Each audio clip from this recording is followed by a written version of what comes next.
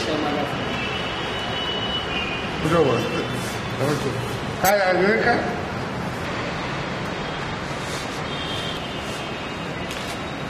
जो सज्जन है थोड़ा पुष्प चढ़ो दो डालो। बाबू जगजीवन राम, बाबू जगजीवन राम, बाबू जगजीवन राम, बाबू जगजीवन राम, बाबू जगजीवन राम।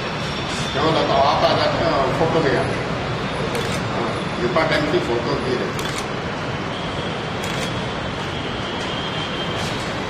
बाबू जी अच्छा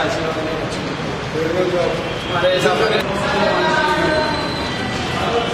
पंडित Vishesh Sharma, chairman greater Hyderabad Congress committee linguistic minority cell के तरफ से greater Hyderabad Congress committee office में आज बाबू जगजीवन राम जी का जन्म दिवस मनाया गया है। 106वां जन्म दिवस मनाया गया। इस अवसर पर सभी ने बाबू जगजीवन राम जी के योगदान को सराहनीय किया और उनको देश को प्रगति की ओर अग्रसर करने के लिए धन्यवाद देते हुए पंडित विशेष शर्मा ने यहाँ पर कार्यक्रम का आयोजन करा।